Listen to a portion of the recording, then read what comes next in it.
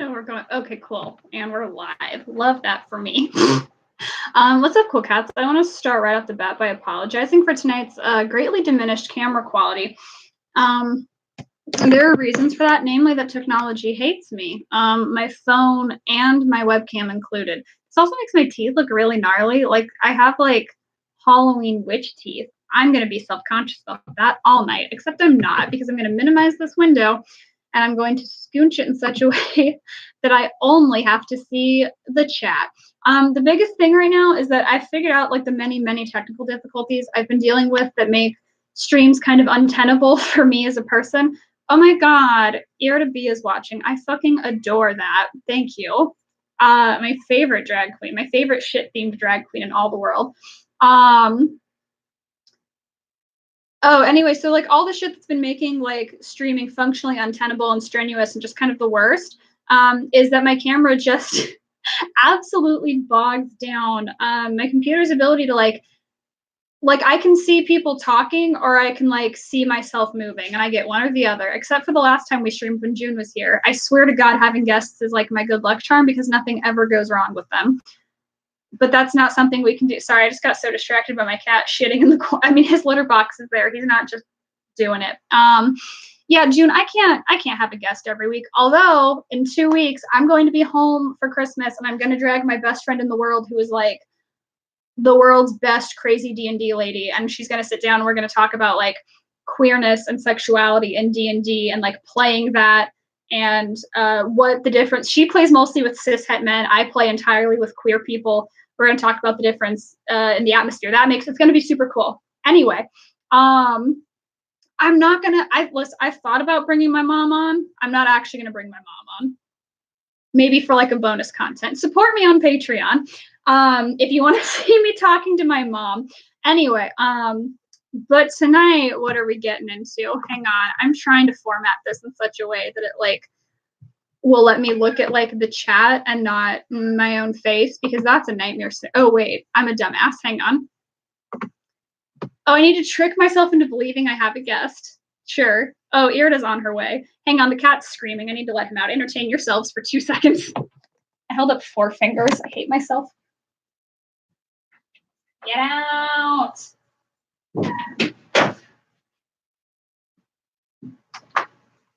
He's gonna go out in the living room and watch Victorious with Nick. Austin, I swear, if you show up here, I'm going to scream. Do not do that. Anywho, what are we actually talking about tonight? So full disclosure, this is a stream topic, hey Draven, that I meant to do back in October, and it didn't work out due to technical difficulties. If I'm remembering correctly, this might be the stream I was trying to do the night I accidentally deleted my first Tumblr. Whoops. So this one's a little bit cursed, but important to talk about, I think. Oh, June says, just BTW, it's so weird watching this after having been on the other side. That's why I don't watch my own streams. Fucking insufferable to imagine. But yeah, no, June, you've been here in this space. What was your favorite weird artifact hung on the wall? Share with the chat.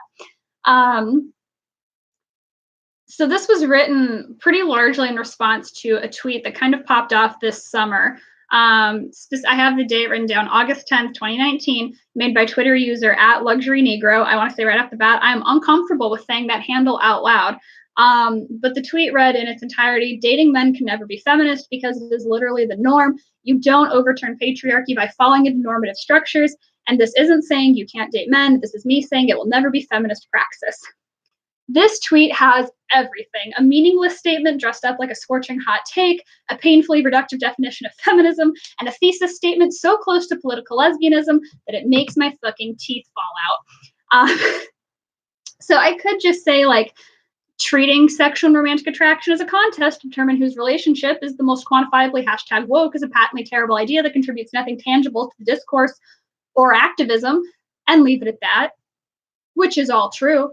But I'm an educator and a researcher, and I'm also only doing a stream every other week now, so I really need to make them count. So let's talk about feminist praxis and really fill this time. I need my water bottle. God, where is it? For those of you who don't actively follow, here's a shameless thing I'm about to plug. Sorry for everyone who's already seen this on my baking stream. I have a Redbubble where I make exclusively terrible products. I have a water bottle design that's up, and I can't in good conscience recommend buying it to anyone because it's $16 for a quantifiably bad water bottle. But it's a lot of fun colors, and it has like little cacti on it that I got from Canva. So it's like responsibly sourced art that's not mine. And it says in the chiller font that looks like creepy blood, but in purple, so it's less creepy, it says moisten your innards. So if you want to treat yourself for any upcoming holidays or just because, please get that hideous water bottle and send me a picture. Anyway, that's been my moisturizing plug. God. Okay. So in my outline, which everyone who is a $1 and above Patreon supporter will see, I'm going to stop plugging things to give me money now because I feel like a shill. So this section is called the political lesbian stuff. Then there's a frowny face. And I want to be clear, this is not about lesbians who are politically active. I love a politically active lesbian. This is about specifically the concept political lesbianism. Full stop. For those of y'all who don't know what that is yet, buckle up. I'm going to take you on a ride. Oh, okay. June said, can confirm Mackenzie can lose a water bottle and be 5 inches away from it. So buy water bottles so Mackenzie can buy more water bottles. I actually do want to throw out buying things that I make on Redbubble doesn't really give me any money. It sells for $16 and almost all of that goes to cover manufacturing costs. So I'll get like probably $1 if a water bottle sells. So like I can guarantee, having said that I don't tell people to buy things I make on Redbubble because I profit from it in any meaningful way. I just think it's funny for them to exist. Oh, good. Okay. Snow says, when I learned about political lesbianism, it just made me deeply uncomfortable. Get ready to get real uncomfortable because we're going deep. So political lesbianism seems to be the logical conclusion of this tweet. Saying that dating men can never be feminist seems to imply that there's a dating option that is feminist, which is presumably people who aren't men, meaning women and folks who don't fall into either of those binary genders. Since I think it's fair to assume that this tweet is aimed at women, that means that At Luxury Negro is positing that women dating women is the feminist option. So that's political lesbianism. For those not in the know, political lesbianism is the product of lesbian feminist activism in the 60s and 70s, the period often known as second wave feminism, although I disagree with the wave model for a lot of reasons, but it is widely recognized. Nick, you're in the next room.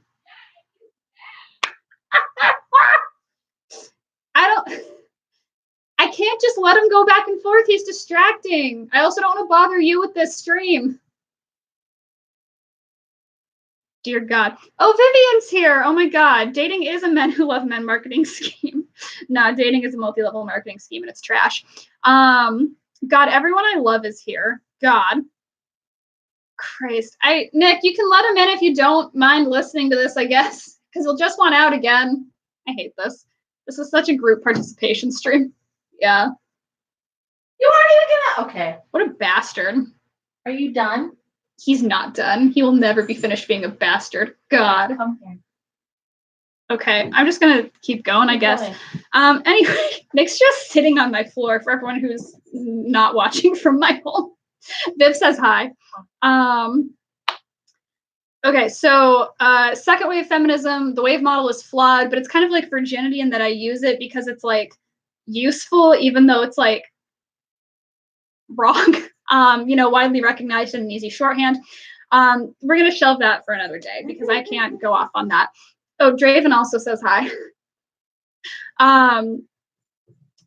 It must needs be said that women attracted to women were often treated like shit by straight feminists. A lot of folks, including Betty Friedan, the author of the famed Feminine Mystique, dubbed them the Lavender Menace, and worried that being associated with lesbians would seriously discredit the image of feminist activism because it's like, oh, we can't have anyone thinking that women want rights because they're gay. That's going to drag us all down. Fuck that. So I really can't blame the lesbians who pointed out that women who benefited from heterosexual privilege were prone to throwing lesbians under the bus and started advocating for total separatism from heterosexuality and men altogether. However, that concept starts to get messy the second you remember that sexuality doesn't exist in a binary. For instance, what about bisexual women? In her 1992 article, Queer Ethics, or the Challenges of Bisexuality to Lesbian Ethics, Edie Dahmer writes that bisexual women were viewed as sexually undecided, uncommitted, and hence untrustworthy. Something I'll be embroidering on a denim jacket as soon as possible. Samara, I hope I'm pronouncing that right. It says Betty Friedan setting the tone for straight white lesbians for decades. Betty Friedan, it should be noted, was not a lesbian. That was a very straight woman who did not want to be associated with lesbians at all.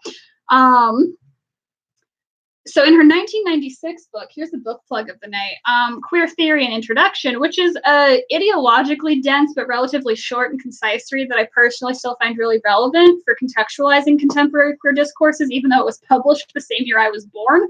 Annemarie Jagose details how female bisexuality was often treated as a flawed offshoot of lesbianism. Essentially, bisexuality was for women who didn't want to give up the privileges granted by fucking men.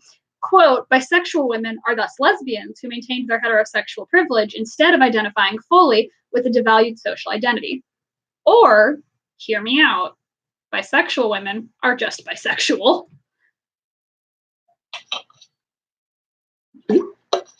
Hey, Nick, how's the cat doing over there? Look at him. Living like a prince. Yeah. God. I think he feels better now. Yeah, he seems much calmer now that he's forced us both to be in one room and he has an open door. God, what an idiot. So the problem is that to believe that bisexuality is the result of a wishy-washy lack of commitment, you have to think that lesbianism and heterosexuality are also both conscious choices, which is actually the crux of political lesbianism. Political lesbians promote the idea with the slogan, all women can be lesbians, and Atkinson rather infamously claimed that feminism is the theory, lesbianism is the practice. Wolfgirl says he wants the family together. Yeah, he does. Oh, never mind. He's left the room now. God. Are you shitting me? He is not. Also, Vivian said hashtag flawed bisexual menace. There's a sticker idea if I've ever heard one. So what the fuck does it mean that feminism is the theory and lesbianism is the practice? Essentially, the idea is that lesbianism is the most ideologically pure way for a self-identified feminist to conduct herself. It shows you have the commitment to sever your ties to heterosexual privilege entirely. It means you are committing all of your time, your energy, and your resources to other women. And quotes Jagose again, lesbianism was thus theorized as a sexuality of equality untroubled by power differentials, unlike those shitty oppressive straight couples. Which sounds great in theory, but real life doesn't take place on a theoretical plane. For one thing, treating relationships between women as inherently pure and incapable of creating imbalanced power dynamics or other unhealthy behaviors is frankly fucking dangerous. Nobody of any gender identity or sexual orientation is immune from relationships that are unhealthy, unstable, or just outright fucking abusive.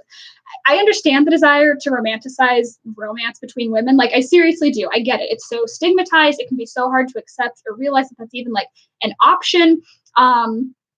There's so many like negative stereotypes. You want to romanticize it and, lean into that. And that's awesome. But to portray lesbian relationships as inherently incapable of toxicity is to create an atmosphere in which women who are in abusive relationships with other women are less likely to seek help and more likely to blame themselves for failing to live up to that ideal. Leprechaun Sean said, I assume they don't mean straight lesbians for obvious reasons. Reframe the question. I think I know what you're asking. Define what you mean by straight lesbian in this context. I can't do this today. Twitter is discoursing about bisexual lesbians today, and I just need to make sure we're on the same page here. I think that might tie into the point I'm about to get to, which is the elephant in the room. What if a woman identifies as a feminist but isn't attracted to women? No worries. Political lesbianism has an answer to that. In the 70s, a British lesbian group known as the Revolutionary Feminists defined a political lesbian as a woman-identified woman who does not fuck men. So if you're a lesbian and that you are a woman who is attracted to women, you're good to go. If you're a bisexual woman, well, you're not actually bisexual. You're just an uncommitted lesbian who needs to grow up and get her shit together and swear off men already because you're like dragging down the whole cause. And if you're a straight woman, it's fine. You just have to like forgo romantic and physical intimacy and practice voluntary celibacy for the rest of your life because fucking a man wouldn't be very feminist of you, obviously. So call me a lib femme queer with a K gender traitor if you want, but I think that's a little, incredibly extra and fundamentally shitty, not to mention needlessly performative.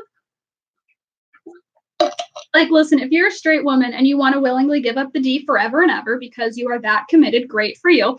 But you're not ascending to a higher plane of feminist enlightenment. And listen, I love lesbians so much. but you're not born a better feminist by being one. Lesbians definitely do have unique perspectives on patriarchy and very often a different relationship to femininity and womanhood and women than straight women do. And those are valuable differences that we should listen to and learn from, but you're not like winning at feminism. Proud femmes are superior. No. Just flat out no to that one. That's not how feminism works. I'm going to explain how feminism works because clearly I'm the high authority on the subject. If I knew where my diploma was, I'd wave it around because obviously 4.5 years of classes makes you qualified. No. But first, just let me wrap up this political lesbianism thing before we talk about feminism. Not from the point of view of me being an authority, just like me being a person with common sense. Oh, Draven says lesbians can still be shitty feminists. Yeah. Viv said you became a gender traitor the second you cast a trans woman in the vagina monologues. Yeah, I'm okay with that. Oh, Leprechaun. Yeah, there is. Yeah, no, listen. I can't get into vagina monologues right now. Viv, someday come over here. We'll do a whole stream talking about actually, February is coming up. Vivian, would you like to do a stream talking about the vagina monologues? Because holy shit. Leprechaun Sean. So what I'm saying, I think, is they meant to type, straight white feminist, not straight. Yeah. Okay. Okay, note to self, penciling in a vagina monologue stream. Gender treachery is great. I live for gender treachery. You're not illiterate. We're on. What? Holy shit! Yeah, me too, buddy. God. Hey, Samara, you're my new favorite person in this chat. God. Yeah, listen, y'all, I've been meaning to drag Vivian out here for a stream like since I started doing these because I probably haven't because she just lives in my brain anyway. So like it just feels like she's already done one. I don't know. No, I'm gonna book that. We're gonna talk about this after. Nick, having you participate from the next room over is very fucking weird. Yeah, Viv is a cryptid. Well, I'm not saying you need to stop. I'm just saying it's a weird vibe. No, I know you're not gonna. God. If we have time at the end, I'll tell you about how Nick set our oven on fire today. Oh, sure. Okay. Look, there's something to look forward to at the end. So just to wrap up, if you couldn't tell by now, political lesbianism offends me on a fundamental level because it relies pretty heavily on the notion that women's sexuality is a choice that can be consciously made. Straight women are choosing to oppress themselves, bisexuals are choosing to be untrustworthy floozies, and lesbians are choosing to be the alpha feminists. I hate that. Yeah, we're going to do that. In the vast majority of cases, I 100% against blaming LGBTQ folks or those of other marginalized identities for supporting negative stereotypes about their groups. Real people are real people. They're not fictional representation. They should be allowed to exist however they want without it being politicized. Gay men can be extremely feminine. Lesbians can be butch as hell. Bisexuals can be as slutty as they goddamn please. And they shouldn't have to hear a word about how they're reinforcing negative stereotypes. If that's how the cisheads want to think of us, that is their problem, and it's not our burden to disprove it. Oh, good. Some of you already know about the oven fire. And Wolf Girl's coworker set the deep fryer on fire. The gauntlet has been thrown down.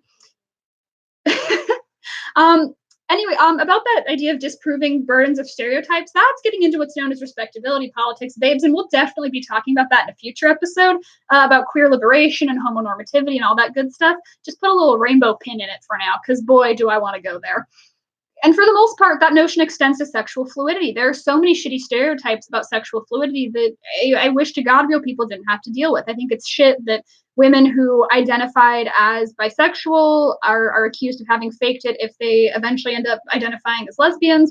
And I hate that women who identified as lesbians who end up identifying as bisexual are accused of having been faking being a lesbian. It's bad. I hate they're accused of reinforcing these assumptions that lesbians are just waiting for a dude to make them straight. Maybe they are because straight people are dumb as hell, but that's not a choice those women are deliberately making to hurt the community. It's just them trying to live their truth. However, political lesbians are deliberately presenting sexual orientation as a choice. And I think that's dangerous as hell, because that's the same line of thinking that's prompted homophobic violence for a long time.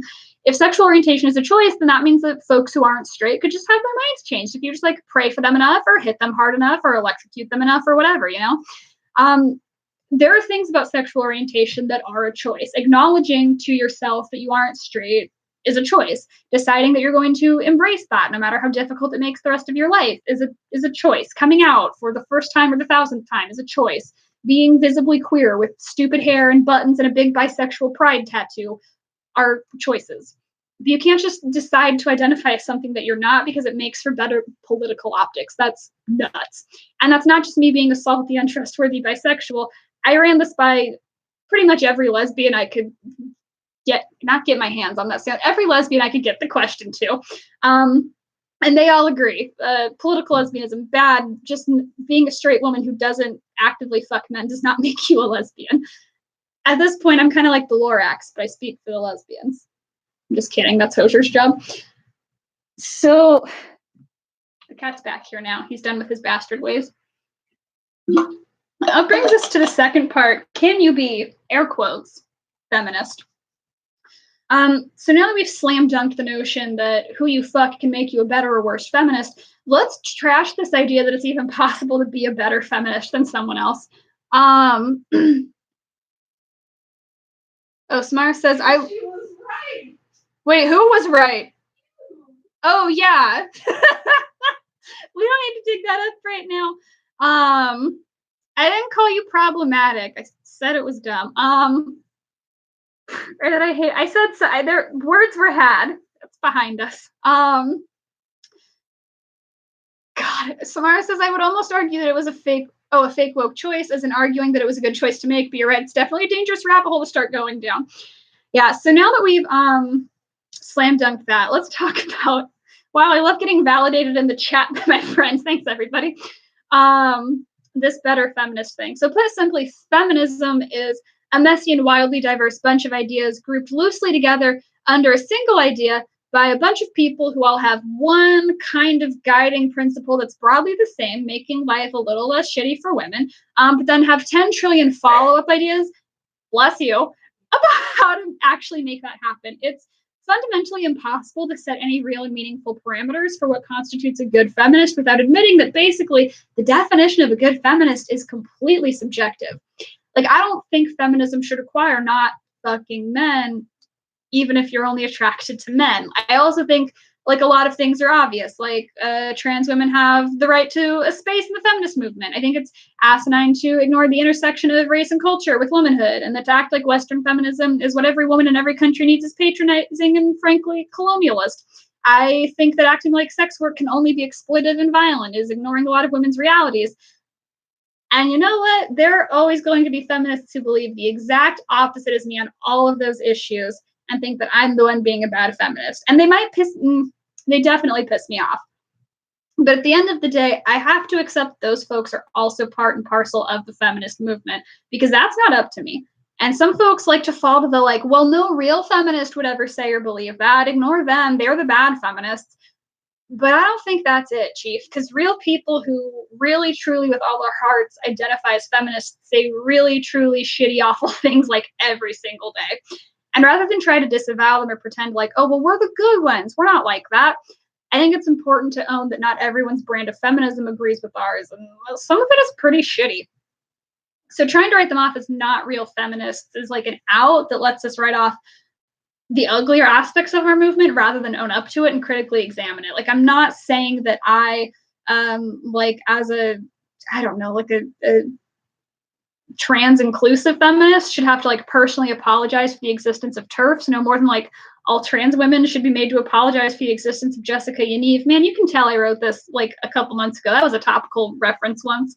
But I do think that if you're going to advocate for feminism, you do need to understand why it might feel unappealing or exclusionary to some other folks that you want to align yourself with, particularly trans women, other queer women, women of color, poor women, non-Western women, etc. Because we really can't seek to rectify that situation and create more consciously inclusive activism without understanding how it happened in the first place, can we? might be getting a little off topic, but the original tweet very categorically states that it will never be feminist praxis to date men. Yeah, there we go. I knew Vivian at least would know that. I love my brain goblin. And it just hits me, it's completely ridiculous to say things like that, like categorically, when there's no single definition of feminist praxis or feminism, period. Like, personally, I think feminism has a lot of room for dating men who have aligned themselves with feminist values and for pursuing the type of sex and relationships that you want to have without being diminished for your choices. I mean, what's political lesbianism doing if not assigning value to women based on who they fuck? Like, surely that's a deeply and profoundly unfeminist sentiment to hold. But that's just me. There are other feminists who disagree and always will. And this movement will never be completely unified. And frankly, it shouldn't, because for every like extreme case of irreconcilable differences, there are 100 times when disagreements lead to people learning and growing their philosophy and becoming better activists and thinkers for it. Every movement needs ideological disagreement, because otherwise you become a bunch of self-congratulatory pricks patting each other on the back. But that also means there can never be a universally agreed upon best praxis. And I'm aiming that at this tweet as much as like literally everyone else watching this and the world, because nothing grates on my nerves more than like reading big sweeping generalizations like, oh, feminism does this or feminism doesn't talk enough about that or whatever. Because like I guarantee you, whatever your gripe is, it's not feminism as a whole. It's like the particular feminists that you've been watching or reading or following or whatever. And like maybe this is my stupid ivory tower privilege dickery jumping out, but it's like genuinely distressing hearing about a big messy movement I've dedicated years of my life to studying getting boiled down to such simplistic terms. Oh god, women dating men who love women, the rise in popularity of feminist himbos in fandom. Honestly, yeah. There's something in that. I feel like there's something there. It's funny that you mentioned feminist himbos as I'm like sitting right in front of this decapitated Thor with a bunch of rosé where his noggin goes. Thank you for that, Vivian. Vivian, you truly are the intangible co-host of this particular stream. Christ. So like I never want to be the guy who's like, not all feminism, but I guess that was my not all feminism plug. Anyway, the point being, like, whether you're dishing up cold takes like this or like airing your grievances, it's important to remember that making sweeping statements about what feminism is or isn't is like almost always doomed to failure, because there's no one answer. Oh wait, Wolf Girl, what would you read the hell out of? I immediately forgot what I said the second I said it. Oh, the himbo thing. Yeah. Oh, yeah. I need to do a stream analyzing the rise of the himbo. Christ. But hey, y'all didn't watch this to hear about subjectivism. Probably you wanted to hear about whether or not this even matters. The short answer is no. The argument being made in the original tweet is that dating men doesn't overturn existing power structures because it's normative. So first off, that's not the case 100% of the time. I think women dating trans men is kind of inherently non-normative. Dating a man who's attracted to women but not straight can be non-normative because that's an inherently queer relationship. I'm mad about it. Vivian, I know you always want to hear about subjectivism. That's why we live in each other's brains. No one but you is into that. I have to like ease everybody else in. A polyamorous relationship involving multiple men is definitely non-normative, and not to presume that the author of this tweet doesn't know this, because she is by all appearances Black, but like, what about interracial relationships? At least in America, those have, actively been illegal at certain times in the past, and they still definitely are treated as non-normative in many contexts. Okay, I'm seeing some traction for subjectivism and the rise of himbos. My people. God, I've missed doing streams. Cool, okay. Subjectivism stream. I mean, pretty much all. There are some things that like irremovably permeate all the work I do. My sociology background, queer theory, heavy subjectivism. You know how like my guiding principle when I do sex ed is like nothing is for everybody? Yeah. Like my strong hatred of any educator who tries to act like one thing can fix anybody's sex life, and it usually involves buying something. Yeah, that's next. That's next week's topic. Well, 2 weeks. 2 weeks out. That's our next topic before D&D BT dubs. But okay, so I've Oh, Nate says, I would love to hear more about the rise of the himbo, but I don't know what subjectivism is at all. All right, you know what? I guess we're just I'm teaching a philosophy class now. Whatever. I come for the sex ed, stay for the moral relativism. It's coming. But before we get to that, does this even matter? Like, does the question of whether or not dating men as feminists even actually have like real tangible worth or value? The answer is no, because even if we accept the premise that it's unfeminist to date men, I have this groundbreaking concept to propose. I think you can be a feminist without having to like dedicate every goddamn second and choice of your life to like actively overturning patriarchy every moment. And even better, you can do things that aren't feminist without actually hurting the quote unquote feminist cause. June says you knew it would devolve into this eventually. You had to, at least since the monster fucking stream. Now, I did not know at the point of the monster fucking stream we would end up discussing subjectivity, but Viv says zesty social constructivism hour with Batman as a gateway drug. Okay, honestly, worm.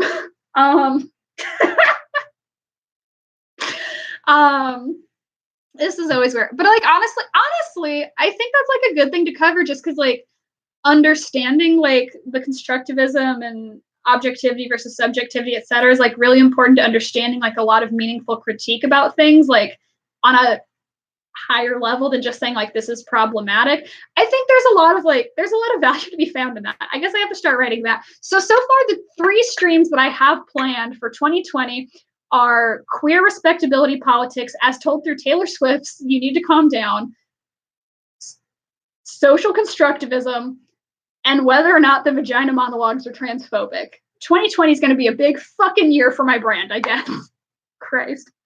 Meanwhile, on the wind down here, so are feminists who date men actually doing anything to detract from the social progress of queer feminists? I mean, like, the ones who are dating Trump supporters are, and like, definitely fuck them. But like, that's just it. As long as you're not like actively walking your alleged feminist ass down to the polls and voting to repeal legal protections and the right to marry and et cetera, from gay people, being a straight feminist and fucking men isn't hurting anyone.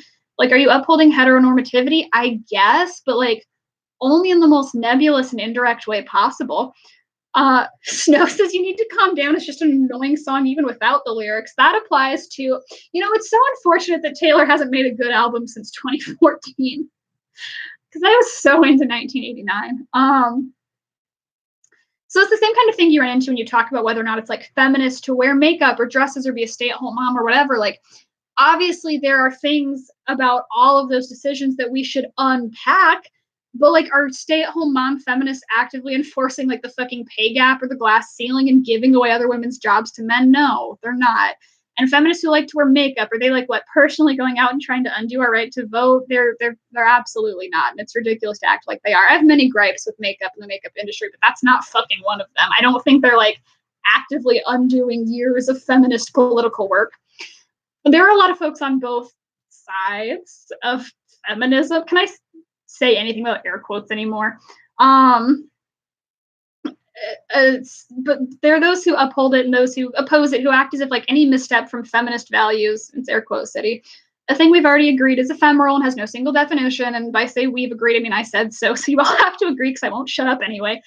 Is an unforgivable crime against all feminists. To quote one of my very favorite writers, Roxane Gay, from one of my very, very favorite essays, Bad Feminist, essential feminism suggests anger, humorlessness, militancy, unwavering principles, and a prescribed set of rules for how to be a proper feminist woman, or at least a proper white heterosexual feminist woman.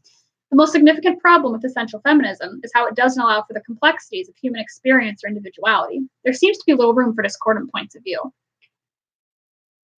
Oh, wait. Okay, June says, y'all, this is where I plug Axis of Awesome and their 4 chords song, a song that is taught in music theory, but also one of the band members came out as a woman, so I say it's also feminist. Fuck yeah. And Samara says, women don't need to do anything specifically for or against men. Trying to have feminist critique on every habit of women might actually be unfeminist. Your stream now.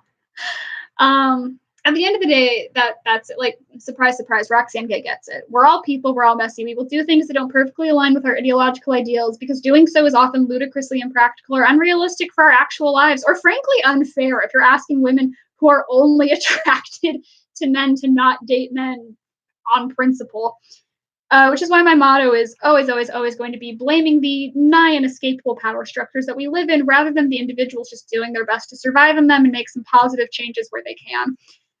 I like to think of myself as a feminist. Like Roxane Gay, I also willingly embrace the title of bad feminist. But what makes me a bad feminist isn't that I want to make out with men sometimes, begrudgingly. It's that I'm human and all humans make mistakes, and acknowledging that is the first step to allowing ourselves to grow and do better. I had a couple quotes that I wanted to read from folks who I asked. Draven was one of the folks that I ran this political lesbian thing by. And Draven said, I think if a woman is solely interested in men but thinks dating them is wrong, but never displays interest in women and remains celibate due to it, then she's not a lesbian, voluntary or otherwise. She's just celibate. And that pretty much sums it all up for me. So that's what I got tonight. This is a little bit of a shorty. Normally the chat derails me far more than this. So I'm living. Oh, Draven, you did. Yeah, understandable that you forgot you had input for this one. It's been a hot fucking minute. This was supposed to happen like a month ago, 2 months ago. Wild Draven cameo. If you had anything else you wanted to add on to it now that we've like said and done the thing, or if anyone else does, hit me with it. Otherwise, we've reached our time, friends. Do you want Nick to come in and explain what happened with the oven today? What? Oven. Yeah, squeeze in with me here. This is a little weird setup to try and. Yeah, Oh, the cat's there. So. Oh. Okay, yeah. You can move my whole sock drawer if you want. Yeah. You started the cat. What? Look at that imprint. It's been there a while. I've lived here for years. Good. Feels good. Oh God. Anyway. Here he is. Hi. My roommate, everyone. So I woke up this morning. Yeah, you woke up at like noon. I woke up at like noon. Yeah. And I was like, I'm gonna make some cookies. Hey June, the microwave is still on top of the microwave. The microwave is still on top of the microwave. Can't move it back. We need the counter space now. We got too used to it. Anyway, thank you. It's a mess. Anyway. It's good.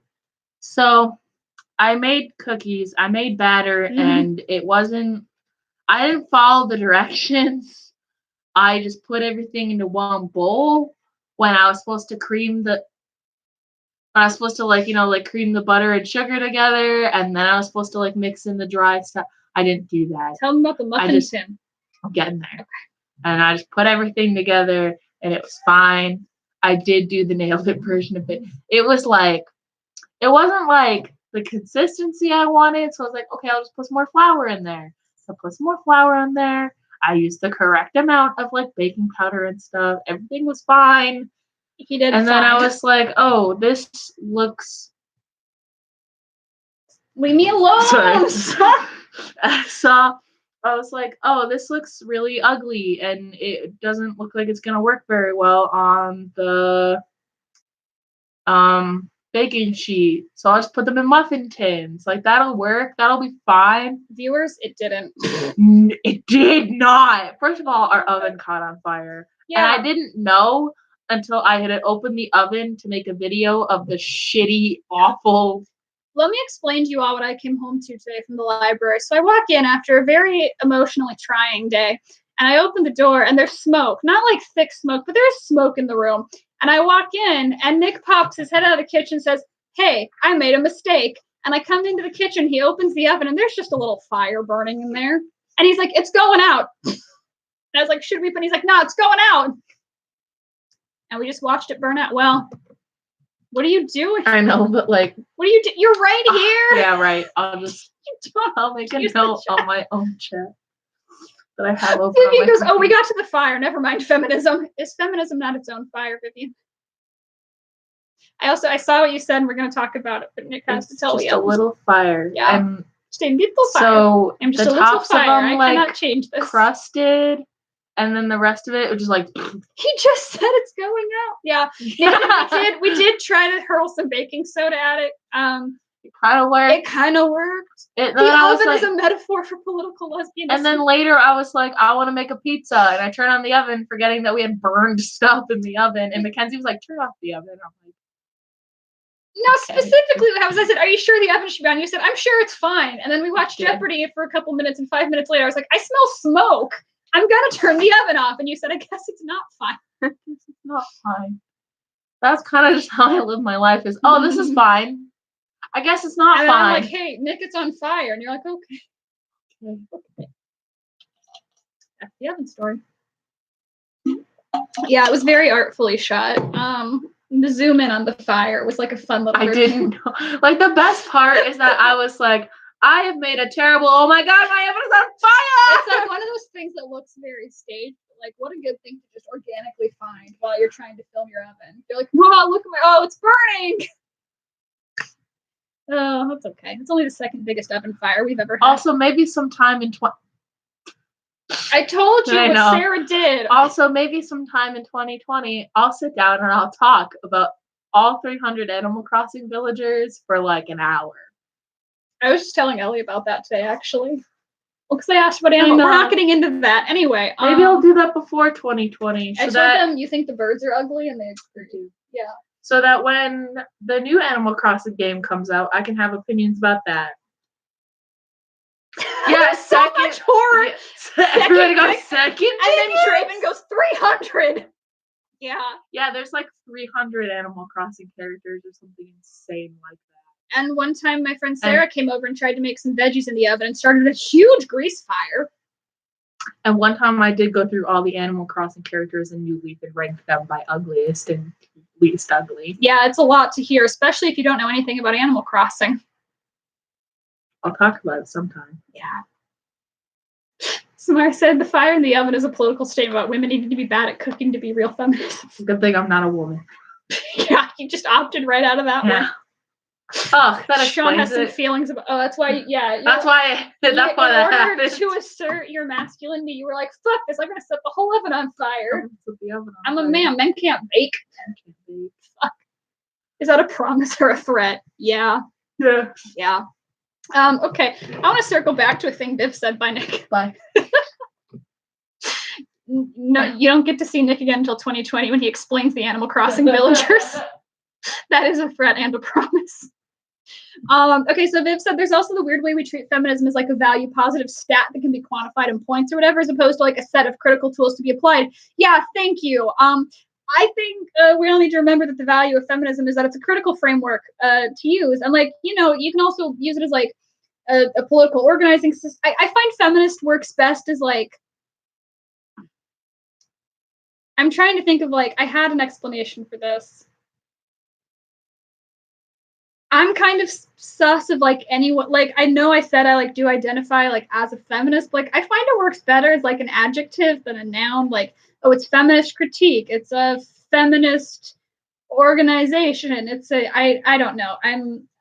I have a lot of I have a lot of thoughts about it. Feminism complicated, y'all. What? Sorry, I just became Taco. Yeah, I just saw dish towel and all caps. Oh God. You know what? I'm gonna deal with this at a later date. Why did I just get a notification in the D&D chat saying boy alert? This is a mess. All right. Oh, it was Emily. Okay. So that was tonight. Those were my feelings on political lesbianism and feminist praxis and oven fires. Oh my God. So that's what we got. In 2 weeks, we're going to be talking about capitalism and holistic sex education and Jacqueline Friedman's concept of faux powerment. And 2 weeks after that, it's D&D night, babes. And then 2 weeks after that, in the year of 2020 that we've somehow been allowed to reach, barely, I'm going to have to unpack my complicated feelings about Taylor Swift and her newfound relationship with the gays. I'm kind of looking forward to it and kind of not. And I guess after that, I'm talking about the vagina monologues with Vivian. Look forward to, there's a non-zero chance that the entire stream is going to go completely off the rails because like, I can't explain what we're like together in person. It's a lot. Oh God, 30, 31 days. There's an imprecise countdown to 2020 happening. It's No, it's got to be 31 because there's 31 days of December. I know this for a fact. Anyway, it's been great being your sex witch tonight. I will see you all in 2 weeks. Please go to Redbubble and do not buy my expensive water bottle, but please admire the artistry. I love you all so much. Oh, what are the vagina monologues? Nathan, you're going to learn so much. Good night, everybody.